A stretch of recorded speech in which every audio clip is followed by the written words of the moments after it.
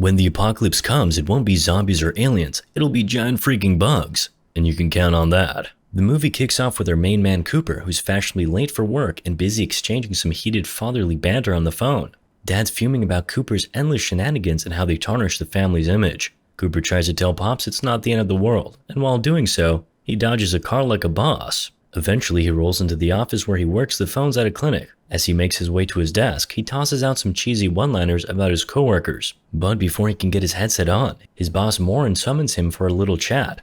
Turns out she's ready to fire Cooper for being a little too friendly with clients. But before Morin can drop the axe, a deafening noise crashes the party, and everyone in the office passes out. A few hours later, the whole office looks like a spiderweb convention. Those creepy crawlies are still hanging around, turning people into cocoon burritos. Delicious. Cooper wakes up, slips out of his silky prison, and bam, he's face to face with a giant bug. After a wild tussle, Cooper sends it packing. Once the dust settles, he finds Morin trapped in a cocoon nearby. He busts her out, but she's disoriented and confused about this buggy apocalypse. Then she remembers her daughter was supposed to meet her, so they rush outside only to find the streets looking like a giant bug buffet. They spot Morin's daughter, Sarah, cocooned in a car, and Cooper swoops in to help. Cooper rescues Sarah, but she mistakes him for a creeper and rewards him with a face full of pepper spray. Before they can recover, a huge wasp-like bug snatches Morin and flies off. Sarah screams as her mom gets an unwanted aerial tour. Cooper and Sarah know they need to bounce, but the streets are swarming with more giant bugs.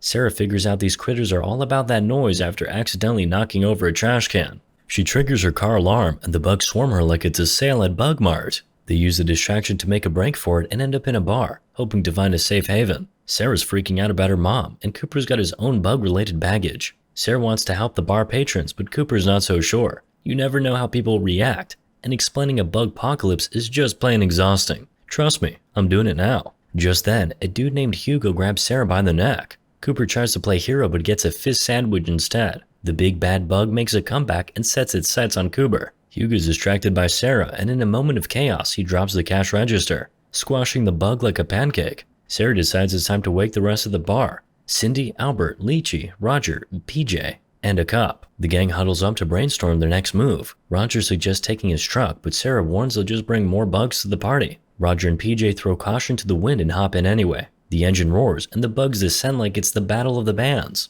PJ makes a leap for freedom, but he breaks his leg and gets steamrolled by the out-of-control truck. Meanwhile, Roger gets scooped up by some tentacled monsters, and in the chaos, the poor cop bites the dust, courtesy of these monstrous insects. So Albert, Hugo's dad, gets stung by this mysterious insect, right? And everyone's like, oh no, what's gonna happen? The squad takes refuge in the nearest building. Probably not up to code, but beggars can't be choosers. Lychee, resident adventurer, suggests they play Dora the Explorer and climb to the roof. Up there, they see this funky red smoke and a bunch of wasp wannabes zooming off. Nobody has a clue what to do until Cooper's like, hey, my retired military dad has a bunker full of cool stuff. Talk about perfect timing. Just when they think they found a solution, a bunch of bugs decide to join the party. Lychee does some sort of interpretive dance and scares them away. Turns out these creepy crawlies are blind as bats and they rely completely on sound. The group gets all Sherlock Holmes on this mystery and lures a roach into a closet. Lychee wants to milk it like a snake. Which, ew. Everyone else is grossed out, but they're like, fine, do it. While waiting for Lychee's insect milk report, the gang reminisces about their lives pre-bug apocalypse. Then they hear this painful, whistle-like sound that's totally ruining the vibe. Lychee discovers that the venom is a sedative with a side of crimson gas, just like that weird sky smoke. The crew decides to crash in the building and hit up Cooper's dad's bunker in the morning, stopping by their homes along the way for some clean undies. Cooper's trying to figure out where he knows Sarah from, but he can't sleep. He goes on a late-night snack run and gets spooked by some tiny insects. And Cindy, who pops up like a ninja. Cindy's like, hey, I work in TV. Let's hit up the studio so we can contact the world and maybe snag some free snacks. Cooper agrees, but Cindy's like, nah, just you and me, babe. Cooper's not feeling it though. The next morning, the gang wakes up to the sound of their roach prisoner trying to escape.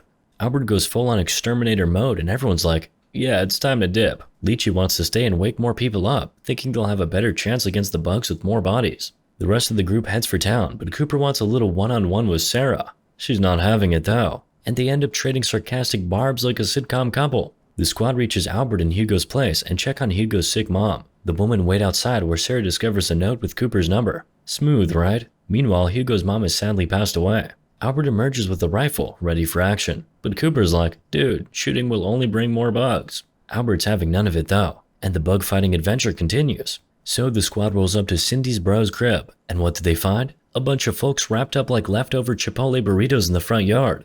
Cindy's brother pops out of the garage looking like a total mutant. Part dude, part insect. He's just like me, for real. He attacks the crew, and Hugo ends up having to go all pitchfork Picasso on him to save Cindy. Inside, everyone's on edge. Sarah patches up Cooper while he asks her to make a run for it if he starts going all monster-y. Cooper confesses he's always dreamed of a post-apocalyptic world where he could live in the woods with a girl like Sarah and become the next Adam and Eve. Smooth, Cooper. Real smooth. They bond over their tragic backstories. You know, classic apocalyptic flirting. Later, Cooper's catching some Z's when Cindy wakes him up for a heart-to-heart. She reminisces about her brother being a stand-up guy, then decides she wants Cooper to be her new boo. She tries to make a move, but Cooper's like, nah girl, I got my apocalypse bae. Cindy storms off in a huff. The next day, Sarah thinks she's found the monster HQ, but Cooper warns her it's a risky mission. Just then, a whole swarm of bugs crashes their pity party. Everyone's playing it cool, but Cindy gets all jelly when she spots Cooper and Sarah holding hands. She starts screaming and Albert has to go full-on Call of Duty on her to stop the bugs from swarming. Now it's an all-out bug brawl. Albert gets snagged by a bug, but Cooper saves him in the nick of time.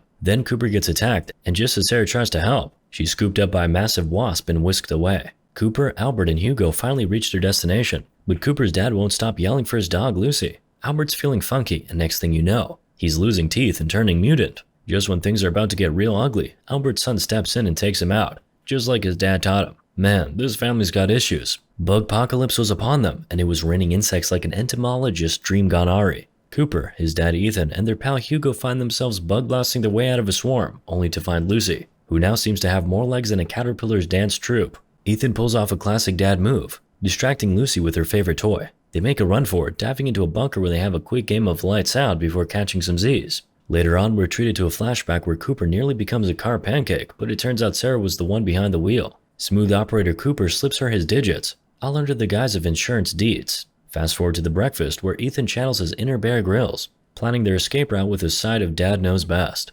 Cooper, feeling all grown up, wants to play hero and save Sarah, but Ethan's having none of it. Defiant, Cooper goes rogue to save his damsel, only to end up in the world's weirdest jail with an old man who's all about that leechy life. Turns out that big old nest of creepy crawlies is a giant bug bomb waiting to explode. Meanwhile, Sarah's busy playing Survivor, Insect Edition, inside the nest. Back in Bugtown Jail, Cooper's trying to prove he's not infected by suggesting a show me your bite marks contest. And it turns out Ethan's been bitten. Drama. Commence an epic gunfight turned bug battle royale, with the old guy making a beetle full transformation before meeting his maker. Cooper's dad plays exterminator on the baddies, and the trio skedaddles with guns, bombs, and other goodies. As Sarah channels her inner Lara Croft in the nest, she finds the queen bug's extravaganza. You get it? Egg? Meanwhile, Ethan, Cooper, and Hugo go full tour de-infestation on some conveniently placed bikes. Ethan spills the beans on how he got stung. It involved a heroic dog rescue, a barking frenzy, and a close encounter with the six-legged kind. The team rocks up at a cliff and stumbles upon a massive nest of bugs that even a Raid commercial couldn't handle. Ethan, always the overachiever, is dead set on becoming their exterminator.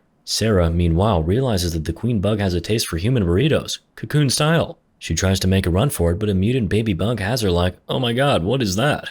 And she lets out a scream that could rival a Justin Bieber fan. Sarah knows she's got to bounce ASAP. Ethan starts feeling sick, probably from all the bug guts. Cooper offers to help, but Hugo's like, nah, and chains him to a tree. Hugo, with nothing to lose, decides to go all James Bond on the nest and blow it sky high. He bids his son farewell and heads off. Cut to Ethan creeping near the nest entrance. Hugo wakes up, frees Cooper like a boss, and despite the obvious stay away from the giant bug nest memo, they press on. Sarah's on high alert, listening like a hawk, or a bat, whichever's better. Ethan sneaks up and she freaks, mistaking him for a roach in a human costume, and stabs his hand. Ouch. Introductions follow, and Ethan spills his master plan. Sarah's still sad about her mom, but Ethan cheers her up with his, let's blow this joint attitude. Ethan convinces Sarah to be his GPS to the Queen's crib. They arrive, but Queen Bug is MIA.